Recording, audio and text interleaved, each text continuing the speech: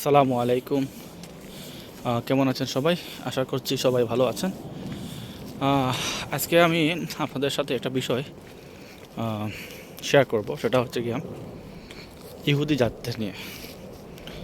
So আমি আমার passport পুরাতন ছিল একটা, বর্তমানে আমার যে আছে একটা পাসপোর্ট আছে, সেটা হচ্ছে নতুন পাসপোর্ট। সো আমি একটা বিষয় লক্ষ্য করলাম, সেটা হলো পুরাতন যে পাসপোর্টটা ছিল আমার, সো ওইখানে আমি দেখলাম যে ইসরায়েল নামে একটা দেশ, আসলে বলা যাবে না। সো ওরা ছিল আশ্রিতা প্রথমে, পরে এরা জোর করে তারা দখল করে এখন নিজেদেরকে রাষ্ট্র দাবি করতেছে। যাই হোক, সেটা অনেক গভীর বিষয়, সেটা অনেক আলোচনা করে শেষ করা যাবে না। যাই হোক, সো বাংলাদেশের ওল্ড পাসপোর্টে ছিল যে ইসরায়েল ভ্রমণ করা যাবে না, এরকম একটা লেখা ছিল। আর সমস্ত দেশ, সারা পৃথিবীতে যতটা দেশ রয়েছে সব দেশে আপনি ভ্রমণ করতে পারবেন।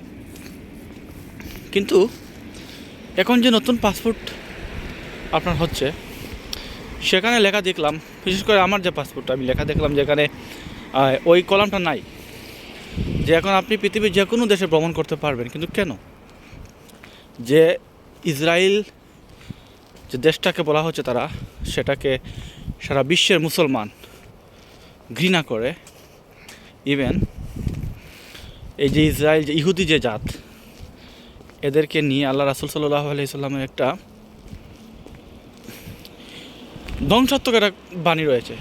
সেটা কি? সেটা হচ্ছে এরকম যে এমন এক সময় আসবে, আল্লাহ রাসূল বলছেন, এমন এক সময় আসবে যে নিশ্চয়ই ইহুদিদের সাথে মুসলমানরা যুদ্ধ করবে, অর্থাৎ ইহুদিদের বিরুদ্ধে মুসলমানরা যুদ্ধ করবে, যেটা হচ্ছে পৃথিবীতে এখন বর্তমানে।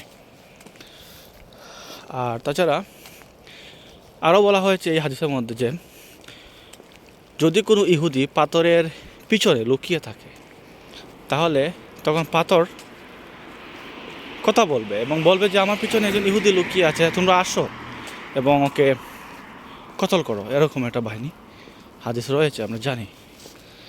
সো কেন আমাদের বাংলাদেশের পাসপোর্টে এই ইসরায়েল ভ্রমণটার আদেশ দেওয়া হয়েছে এবং কোনো ধরনের নিষেধাজ্ঞা নেই, এটা আমার জানা নাই। আশা করি যদি কারো জানা থেকে থাকে তাহলে আমাকে একটু বলবেন, আমারও জানার দরকার আছে এটা বিষয়টা, যেহেতু আমি জানি না। যেহেতু আমার দেশ বাংলাদেশ, আমি নিজেকে বাংলাদেশ নাগরিক হিসেবে দাবি করি, সো এটা আমার জানা উচিত। শুধু আমার না, এটা প্রত্যেকে জানা উচিত। কারণ ইসরায়েল এমন একটা দেশ, সেটা হচ্ছে কি আপনার ইহুদি দেশ। শুধু দেশ বললেই হবে না, তারা নিজেদেরকে দাবি করতেছে তারা একটা রাষ্ট্র, কিন্তু তারা আগে ছিল না। তারা ছিল নির্যাতিত এবং আশ্রিত। তারা আশ্রয় চাইছে এবং মুসলমানরা তাদেরকে আশ্রয় দিয়েছে। সো আমি যে বিষয়টা কথা বললাম, আপনারা যদি জানা থাকে যে কেন বাংলাদেশের পাসপোর্ট থেকে এই লেখাটা, মানে এই আদেশটা তোলা হয়েছে, সো আপনারা একটু যদি কমেন্টে জানান তাহলে আমি খুব খুশি হব। ধন্যবাদ সবাইকে। আপনারা সকল ভালো থাকবেন, সুস্থ থাকবেন, আর বেশি বেশি করে আমার এই চ্যানেলটাকে লাইক, শেয়ার, কমেন্ট করবেন। আসসালামু আলাইকুম ওয়া রাহমাতুল্লাহি ওয়া বারাকাতুহু।